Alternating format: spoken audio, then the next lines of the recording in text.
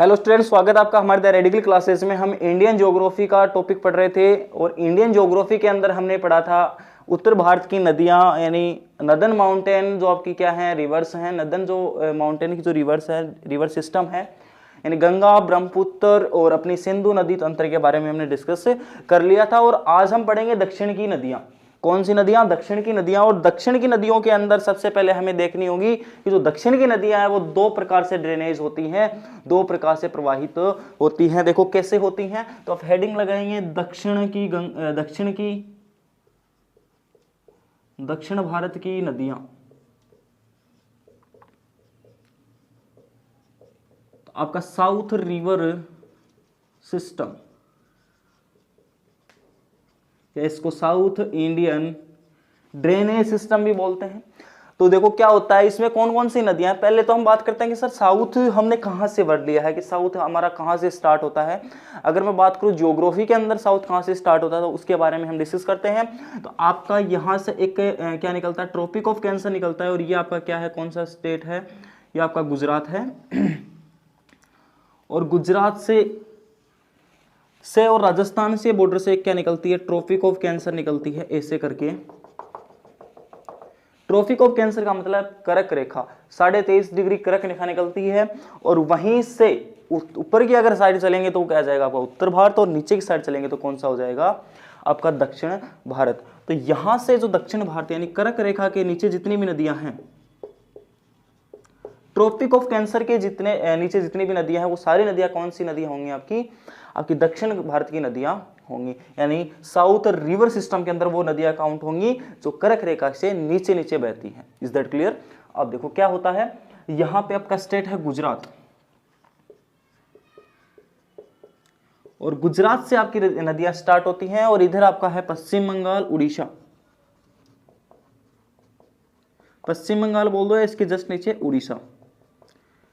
यानी पश्चिम बंगाल का most of the part किससे कवर हो जाता है, आपका गंगा नदी से कवर हो जाता है। इसलिए हम पश्चिम बंगाल को थोड़ा पार्ट ही काउंट करते हैं।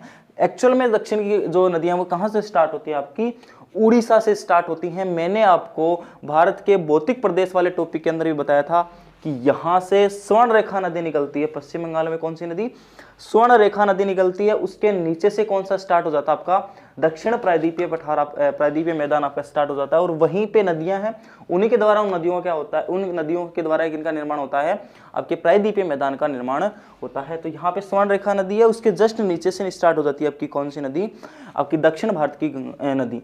और देखो दो पार्ट में इसको हम डिवाइड करेंगे। सबसे पहले एक नदियां जो किसकी साइड गिरती हैं, इधर आपका क्या है, ये अरब सागर है, अरेबियन सी है। और इधर आपका क्या है, बंगाल की खाड़ी।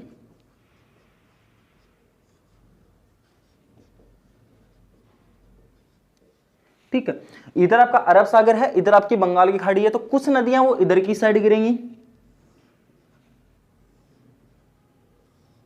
और कुछ नदियां हैं वो किस साइड गिरेंगी, इस साइड गिरेंगी। तो हम साउथ जो आपका रिवर सिस्टम उसको टू पार्ट में डिवाइड करते हैं। नंबर फर्स्ट, अरब सागर के अंदर गिरने वाली नदियां और बंगाल की खाड़ी के अंदर गिरने वाली नदियां। तो सबसे पहले आप हेडिंग लगाएंगे, सबसे पहले आप लिखेंगे, सबसे एक नंबर है अरब सागर में गिरने वाली नदियां।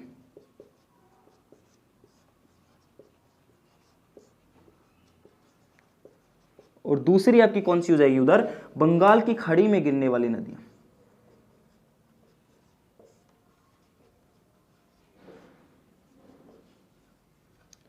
हमने दक्षिण भारत की नदियों को दो भागों में डिवाइड कर दिया। कौन कौन से भागों में डिवाइड कर दिया, सबसे पहले आपकी अरब सागर में गिरने वाली नदियां और दूसरी आपकी बंगाल की खाड़ी में गिरने वाली नदियां।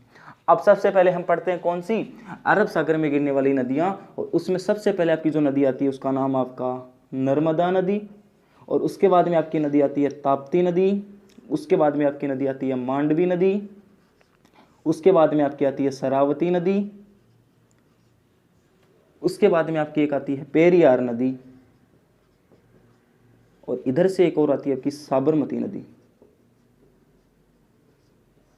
तो इस प्रकार ये सारी नदियां हैं जो आपकी किस में गिरेंगी, अरब सागर के अंदर जाके गिरेंगी।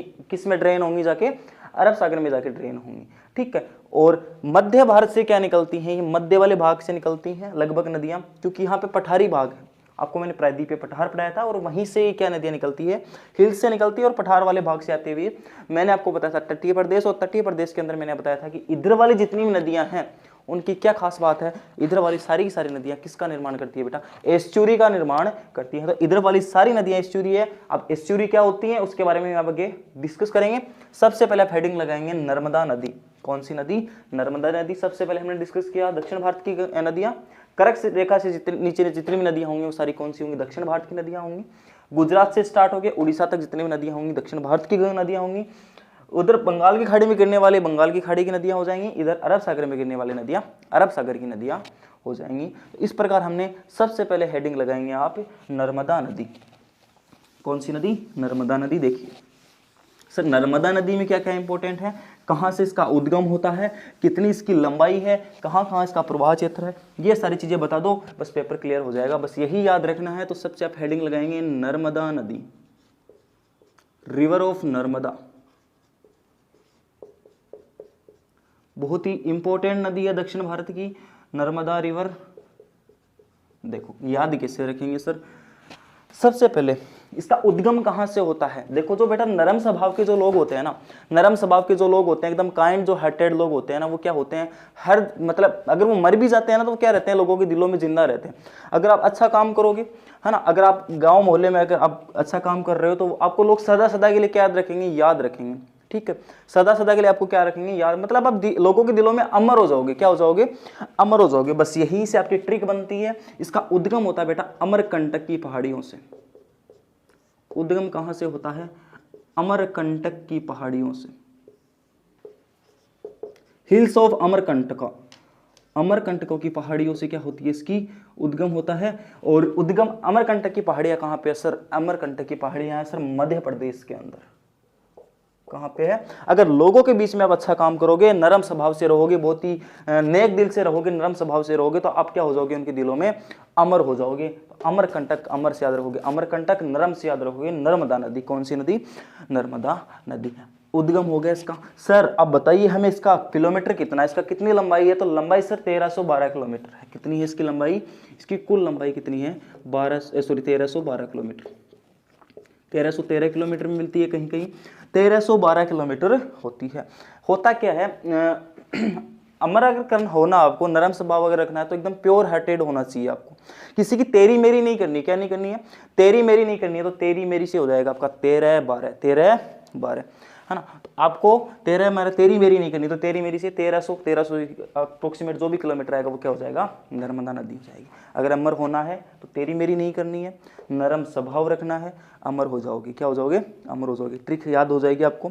नर्मदा नदी का उद्गम अमरकंटक की पहाड़ियों से, 1312 किलोमीटर की टोटल डिस्टेंस है। सर कहाँ कहाँ पे है ये, देखो ये निकलती है बेटा आपकी एमपी से तो निकलेगी, तो एमपी का क्या हो जाएगा, प्रवाह क्षेत्र देखते हैं इसका ड्रेनेज जो एरिया है वो देखते हैं। तो सबसे पहले आपका क्या आएगा, प्रवाह क्षेत्र। तो प्रवाह क्षेत्र के अंदर एमपी आपका आता है, मध्य प्रदेश, उसके बाद में आपका राजस्थान, उसके बाद में आपका गुजरात, और कुछ पार्ट बेटा इसका क्या आ जाता है, वैसे गुजराती होता है मेनली, महाराष्ट्र को थोड़ा बहुत कवर करती है। इसको अगर आप कंक्लूड करो तो बहुत अच्छी बात है, इंक्लूड करो तो, अदरवाइज कोई जरूरी नहीं है, क्योंकि ये 3 स्टेट क्या है, मेजरली क्या है इसमें कवर्ड है। आप देखो फिर जाके जहाँ कहाँ जाती है, इसका अंत कहाँ पे होता है सर, एंड होता है इसका खंबात की खाड़ी गुजरात के अंदर। खंबात की खाड़ी, bay of Khambhat, bay of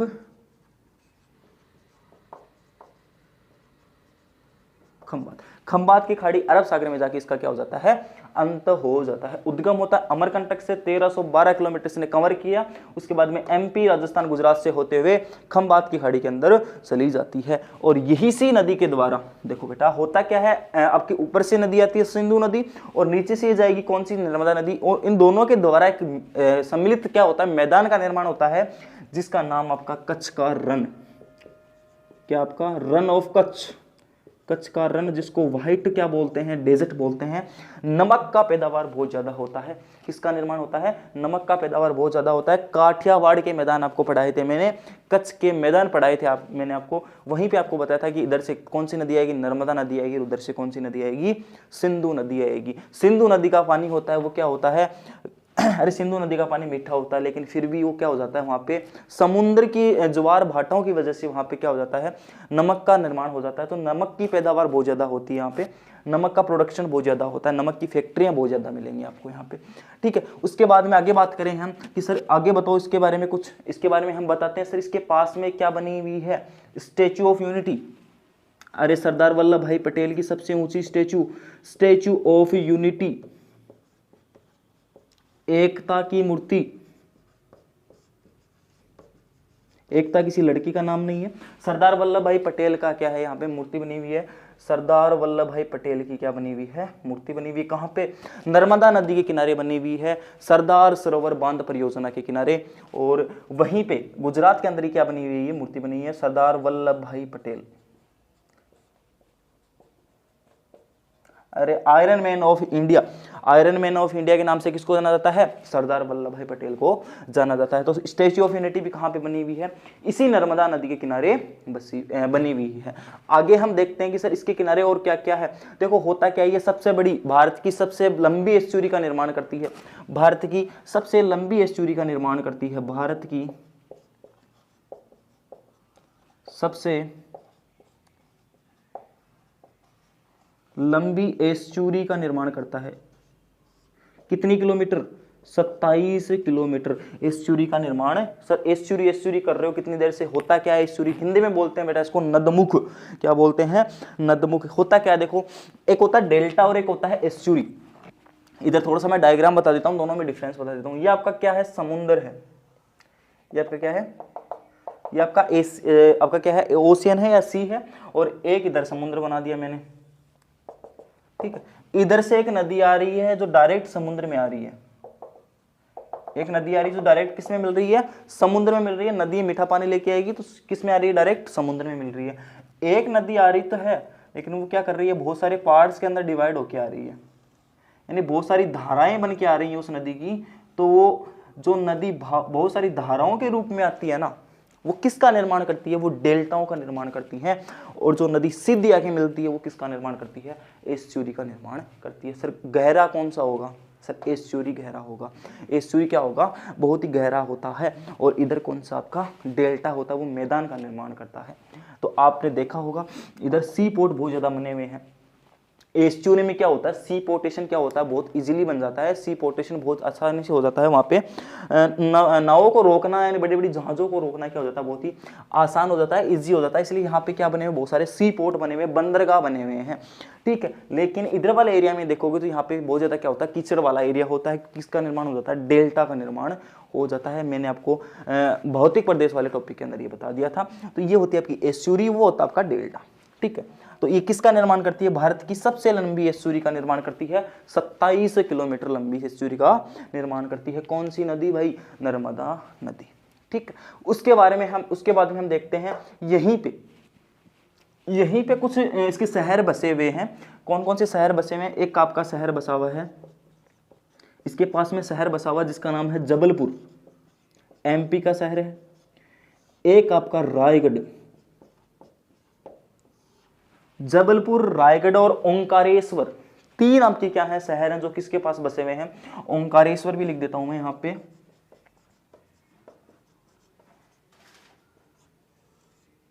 तीन शहर किस नदी के किनारे बसे हुए हैं, नर्मदा नदी के किनारे बसे हुए हैं, जबलपुर, रायगढ़ और ओंकारेश्वर। जल्दी से इसको नोट डाउन करेंगे, उसके बाद में इसको थोड़ा सा डायग्राम बना के इसको समझते हैं। देखो जल्दी से नोट डाउन करेंगे इसको। चलो देखो इधर से देखते हैं, थोड़ा स्टेप बाय स्टेप इसका क्या करेंगे, उद्गम वगैरह सब स्टेप बाय स्टेप करेंगे। देखो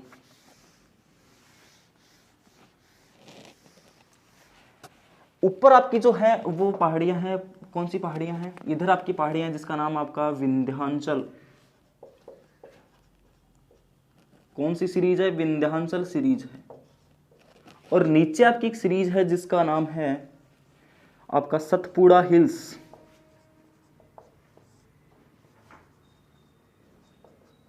ऊपर आपकी विंध्याचल श्रेणी है, नीचे आपकी सतपुड़ा हिल्स है। और इन दोनों के बीच में मध्य प्रदेश के अंदर एक जगह है जिसका नाम है, यहाँ पे पहाड़ियां हैं जिनका नाम है अमरकंटक की पहाड़ियां। अमरकंटक हिल्स, एमपी के अंदर। और यहां से एक नदी का उद्गम होता है बेटा, जिस नदी का क्या नाम है आपका, नर्मदा नदी। ठीक है, कौन सी नदी, नर्मदा नदी। तो ये एमपी से होते हुए, महाराष्ट्र गुजरात से होते हुए, और यहां पे आके किस में गिर जाती है, ये आपका अरेबियन सी यानी अरब सागर के अंदर गिर जाती है।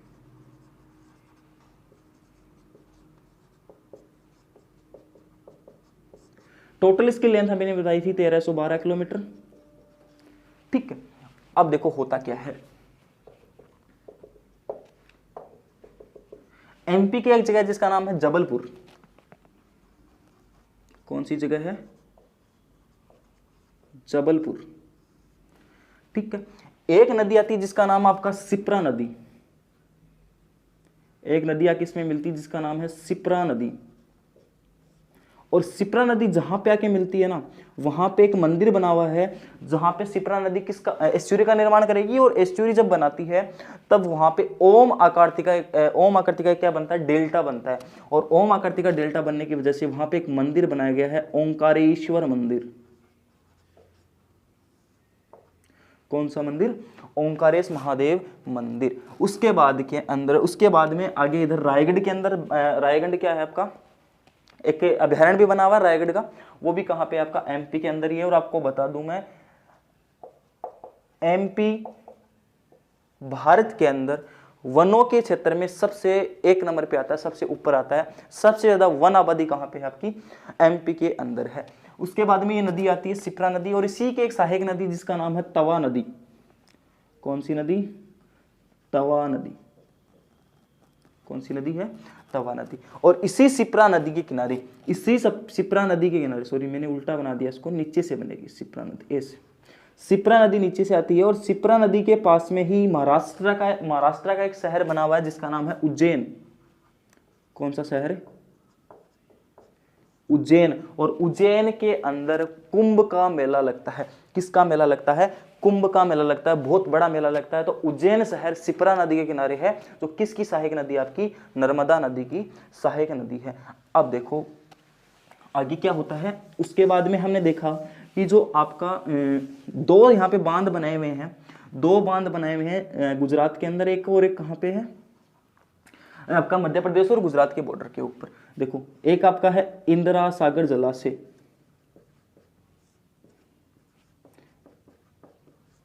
इंदिरा सागर जलाशय। और एक आपका बनाया हुआ है इधर, थोड़ा सा आगे, थोड़ा सा इसको फैला देते हैं, ठीक है। और यहां पे एक बनाया हुआ आपका सरदार सरोवर बांध परियोजना, सरदार सरोवर बांध, सरदार सरोवर बांध। मैंने आपको बांध वाला टॉपिक बताया था, तब आपको मैंने ट्रिक बताई थी कि जो सरदार होते हैं ना, वो नरम स्वभाव के होते हैं। सरदार होते हैं वो नरम स्वभाव के होते हैं, और कहीं पे भी अपनी क्या गुजार लेते हैं, वो रात गुजार लेते हैं। तो रात गुजार लेते हैं तो गुजरात। और यहीं पे आपकी एक स्टेचू बनी हुई है, और इस स्टेचू का नाम है स्टेचू ऑफ यूनिटी।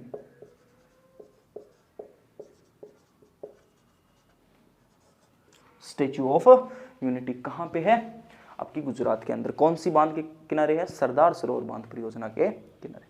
तो ये हमने डिस्कस किया किसके बारे में, नर्मदा नदी के बारे में। इसकी सहायक नदी इंपॉर्टेंट है थोड़ी सी, सिप्रा नदी। और सिप्रा नदी इसलिए इंपॉर्टेंट है क्योंकि उसके किनारे एक शहर बसा हुआ है जिसका नाम है उज्जैन। कौन सा शहर, उज्जैन। चलो आगे हम देखते हैं, इधर एक जबलपुर के अंदर ही एक क्या बना हुआ है, एक जलप्रपात बना हुआ है। जबलपुर के अंदर एक क्या बना हुआ है, जलप्रपात बना हुआ है, वाटरफॉल बना हुआ है। और इस वाटरफॉल का नाम है धुआंधार वाटरफॉल। कौन सा, धुआंधार वाटरफॉल। कौन सा वाटरफॉल है, धुआंधार वाटरफॉल। कितने मीटर ऊंचा है, 10 मीटर ऊंचा है। कितने मीटर ऊंचा है, 10 मीटर ऊंचा है। दक्षिण भारत की अरब सागर के अंदर गिरने वाली सबसे लंबी नदी अगर आपको पूछे तो कौन सी नदी है, नर्मदा नदी। सबसे लंबी नदी कौन सी है दक्षिण भारत की, अरब सागर में गिरने वाली, कौन सी है, नर्मदा। वैसे दक्षिण भारत की सबसे लंबी नदी पूछे तो कौन सी है, गोदावरी। कौन सी है, गोदावरी। तो दक्षिण भारत की अरब सागर में गिरने वाली नदी है आपकी नर्मदा नदी, जो कहाँ से उद्गम होता है, उसका अमरकंटक में, और इधर आपका अरेबियन सी में इसका क्या हो जाता है, एंड हो जाता है। Is that clear. चलो आगे हम देखते हैं इसको, हम जल्दी से इसको क्या कर लेंगे, नोट कर लेंगे। उसके बाद में नेक्स्ट हम नदी पढ़ते हैं, कौन सी, ताप्ती नदी। कौन सी नदी पढ़ते हैं, ताप्ती नदी। जल्दी लिखेंगे इसको।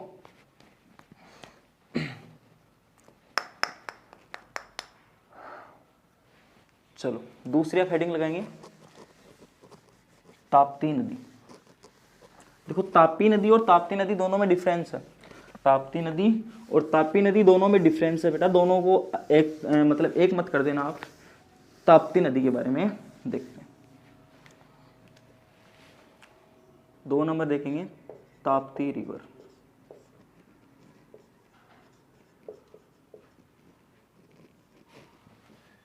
चलो देखो,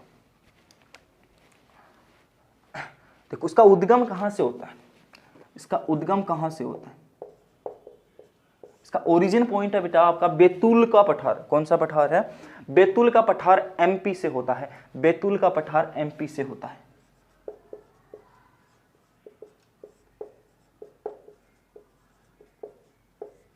बैतूल का पठार एमपी से होता है, उद्गम होता है। और इसका अंत तो आपको पता ही है, कितनी किलोमीटर की डिस्टेंस कवर करती है, इसकी लंबाई कितनी है,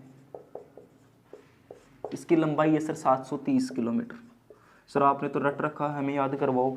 बिल्कुल करवाते हैं, बिल्कुल करवाते हैं। देखो अगर आपको ताली बजानी है, अगर आपको ताली बजानी है तो आप किससे बजाओगे, हाथों से। किससे बजाओगे, हाथों से। तो तुल ताली, ताली इसमें ताली बढ़ा रहा है, तुल तुल से ताली, ताप्ती ताप्ती ताली, ताप्ती ताली, ताप्ती ताली, तो याद रख लेंगे। अरे हो जाएगा ना याद, ताली से ताप्ती, तो तुल से तुल से ताप्ती, इधर से ताली निकालेंगे, उधर से ताप्ती, ताली ताप्ती ताली ताप्ती। याद कैसे करेंगे, देखो 730 किलोमीटर है, 730 कितनी है, 730। इसका निकाला तय, इसका निकाला ती, ताती। क्या आ रहा है बेटा, ताती। तो ताप्ती से ताप्ती कितना किलोमीटर, 730 किलोमीटर। कितनी किलोमीटर है, 730 किलोमीटर। आपका गुजरात, महाराष्ट्र और एमपी एरिया को कवर करती है, महाराष्ट्र, गुजरात और एमपी वाले एरिया को करती है। तो प्रवाह क्षेत्र के अंदर इसको लिख देंगे बेटा, कौन कौन सी, आपका क्या हो जाएगा, प्रवाह क्षेत्र। प्रवाह क्षेत्र आपका हो जाएगा गुजरात, उल्टा लिख रहा हूं वैसे गुजरात, आपका महाराष्ट्र और एक आपका Madhya Pradesh. Is that clear. तो आपका 3 एरिया को क्या करती है, कवर करती है। और महाराष्ट्र वाले एरिया के अंदर सर्वाधिक प्रवाह क्षेत्र है, इसका सर्वाधिक प्रवाह क्षेत्र है। और इसका अंत कहाँ हो जाता है आपको पता ही है, अरेबियन सी के अंदर इसका क्या हो जाता है, अंत हो जाता है। सर और कोई इंपॉर्टेंट बात इसके बारे में, बिल्कुल बताते हैं सर। ये क्या बनाती है, भ्रंश घाटी प्रवाह क्षेत्र में रहती है, भ्रंश घाटी में बहती है। क्या लिखती है मैंने, रिफ्ट वैली। रिफ्ट वैली क्या होती है आपको यानी पर्व, जैसे मान लो क्या होता है, देखो मैं समझा देता हूँ। रिफ्ट वैली क्या होती है, इधर समझ लेते थोड़ा। ये इधर ढलान है, अच्छा उल्टा बना दिया गया फिर से। अरे भाई क्या हो रहा है, ये लो, तो ऐसे समझ में आ जाएगा आसानी से। ये आपका ढलान इधर है। अब देखो यहाँ पे अगर मैं पानी डालूं तो नीचे जाना चाहिए ना, लेकिन ये नदियाँ क्या है, उल्टी बहती हैं। ये नदियाँ इस डायरेक्शन में बहेगी। तो ढलान की विपरीत बहना क्या होता है, घाटी का ढलान किधर है, इधर, लेकिन बह किधर रही है, इधर। तो घाटी के विपरीत बहना क्या होता है आपका, रिफ्ट वैली प्रवाह। यानी रिफ्ट वैली ड्रेनेज कौन सा होता है, भ्रंश घाटी प्रवाह कौन सा होता है, ढलान के विपरीत बहना, ढलान के विपरीत बहना। तो ये भ्रंश घाटी में, इससे पहले वाली जो नदी थी दामोदर घाटी, दामोदर नदी भी इसी की तरह बहती है आपकी, ताप्ती और जो नर्मदा नदी है वो भी ऐसे बहती है। तो उन्हीं की तरह ये नदी भी किस प्रकार बहती है आपकी, भ्रंश घाटी। जो सबसे पहले मैंने आपको बताई थी नर्मदा नदी, वो भी कैसे बहती है, ऐसे ही बहती है। अब देखो क्या होता है, इसका उद्गम इधर से करवा देता हूं मैं। देखो ऊपर आपकी कौन सी हिल्स है, और नीचे कौन सी हिल्स। इन दोनों के बारे में हम डिस्कस करते हैं। उससे पहले थोड़ा सा और देख लेते हैं बेटा क्या कहते हैं इसको। देखो चलो करवा ही देते हैं। देखो इधर आपकी सतपुड़ा हिल्स है और इधर आपकी अजंता की पहाड़ियां महाराष्ट्र के अंदर, अजंता श्रेणी है और इधर आपकी सतपुड़ा श्रेणी है, और इन्हीं के बीच में एक पठार है जिसका नाम है बैतूल का पठार। और यहां से एक नदी निकलती है जिसका नाम है आपका कौन सी नदी, ताप्ती नदी। कौन सी नदी, ताप्ती नदी। अब देखो 730 किलोमीटर बहेगी, कितनी, 730 किलोमीटर।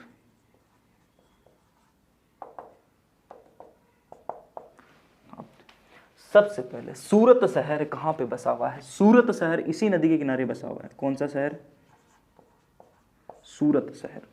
कौन सा शहर है बेटा, सूरत शहर। एक जगह और आती है, अब नदी देखो पठार के अंदर बहती है, तो पठार क्या है, पहाड़ी क्षेत्र होता है नॉर्मली। पहाड़ी अगर समतल हो जाए तो वो क्या होता है, पठार होता है। लेकिन यहां पे एक पहाड़ी और आती है जिसका नाम है असीरगढ़ की पहाड़ियां। कौन सी पहाड़ियां, असीरगढ़ की पहाड़ियां।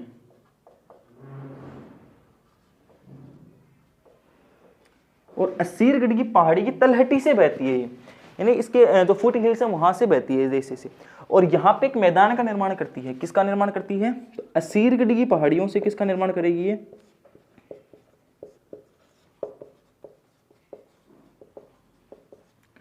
असीरगढ़ की पहाड़ियों के पास मैदान का निर्माण करती है और उस मैदान का नाम है खानदेश का मैदान।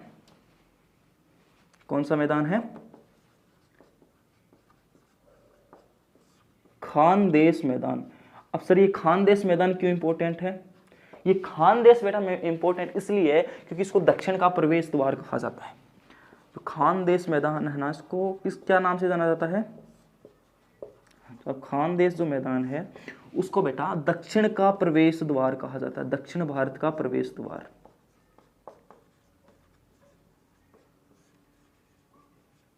ठीक है, बिल्कुल सर ठीक। तो देखो इधर से नदी आई, असीरगढ़ की पहाड़ियां आएगी, असीरगढ़ की पहाड़ियों में किसका निर्माण कर देगी ये, खानदेश के मैदान का निर्माण कर देगी, जो कहाँ पे है, महाराष्ट्र के अंदर है। MH में लिख रहा हूँ, उसका मतलब महाराष्ट्र के अंदर है। और महाराष्ट्र के अंदर है इसलिए इसको क्या बोलते हैं, इसको क्या बोलते हैं, अरे भाई दक्षिण भारत का क्या बोलते हैं, प्रवेश द्वार बोलते हैं। वही आपकी भ्रंश घाटी में बहती है, ठीक है, आपका ढलान के विपरीत बहती है। उसके बाद में यहाँ पे इसकी एक नदी है, सहायक नदी, जिसका नाम है पूर्णा नदी। कौन सी नदी, और जहां पे पूर्णा नदी और आपकी क्या है ताप्ती नदी मिलती है, वहां पे एक परियोजना बनाई गई है जिसका नाम है उकाई परियोजना। उकाई बांध परियोजना कहां पे है, महाराष्ट्र के अंदर है। कौन सी नदी के किनारे बनी हुई है, ताप्ती नदी के किनारे बनी हुई है। तो इस प्रकार आपकी ताप्ती नदी कंप्लीट होती है कि ताप्ती नदी के अंदर हमने क्या क्या देखा, उद्गम इसका बैतूल के जो पठार है वहां से होता है। MP से लंबाई इसकी 730 है, 7 और 30 से लेंगे तो ताप्ती आ जाएगा। बैतूल में ताली, ताली से ताप्ती। उसके बाद में सर हमने देखा इसका प्रवाह क्षेत्र गुजरात, महाराष्ट्र, मध्य प्रदेश। उसके बाद में सबसे ज़्यादा महाराष्ट्र के अंदर 79%, भ्रंश घाटी रिफ्ट वैली का प्रवाह क्षेत्र बनाती है।